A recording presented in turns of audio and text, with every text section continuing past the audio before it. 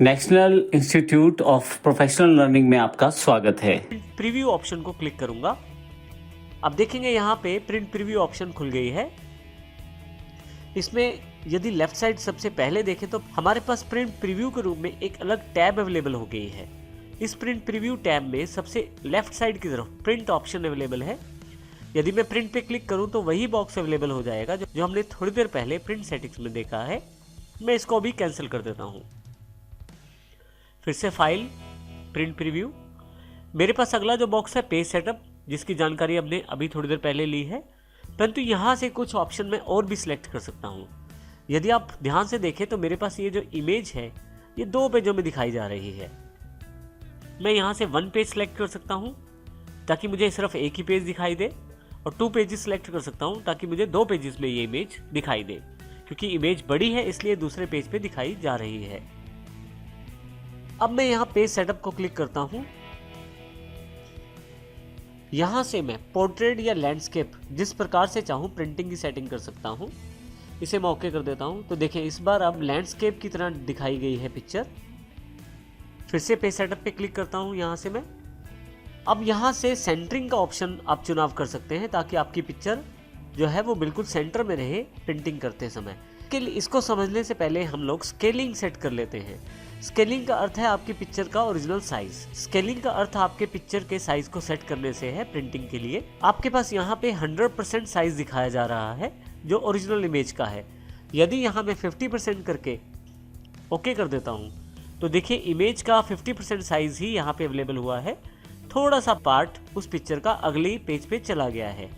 मैं page setup पर जाकर इसे थोड़ा सा और छोटा कर देता हूँ, जैसे 40%। अब देखिए मेरे पास पूरी की पूरी इमेज जो है वो एक ही पेज पे आ रही है। अब मैं पेज सेटअप पे फिर से जाता हूं।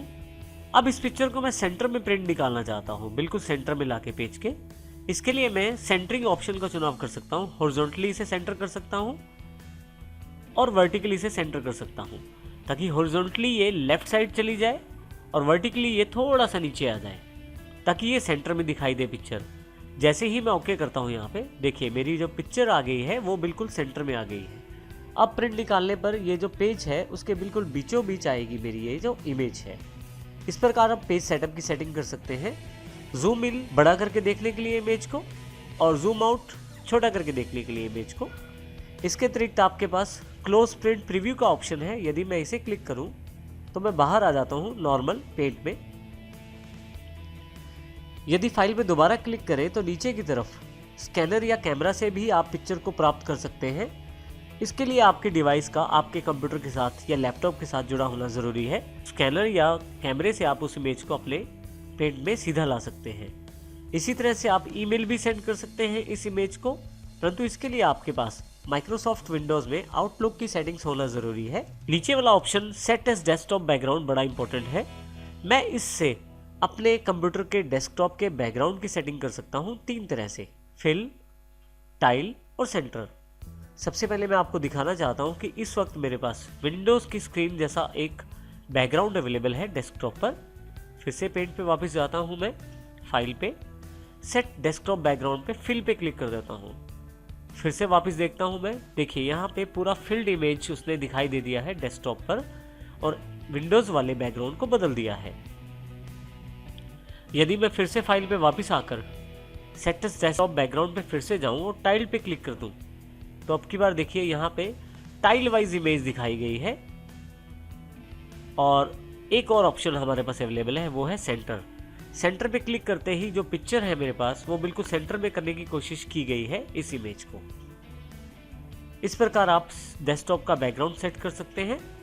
इसके अतिरिक्त आप प्रॉपर्टीज भी चेक कर सकते हैं इमेज की, जैसे कि ये इमेज लास्ट टाइम कब सेव की गई, किस समय सेव की गई, हार्ड डिस्क पे इस इमेज का साइज क्या है, रेजोल्यूशन क्या है।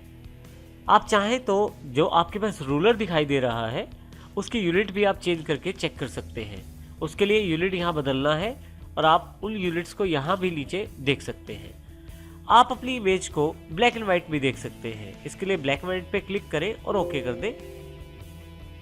आपकी इमेज यदि उस रेजोल्यूशन को सपोर्ट करती होगी तो आपकी इमेज बैकग्राउंड में ब्लैक एंड व्हाइट में कन्वर्ट हो जाएगी, परंतु ये इमेज सेव नहीं करती इसलिए उसको उसने सेव नहीं किया।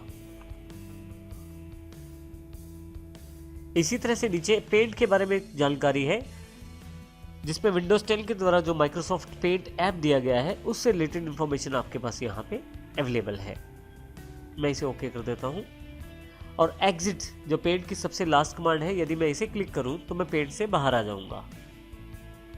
इस प्रकार हम फाइल टैब की जानकारी प्राप्त करते हैं।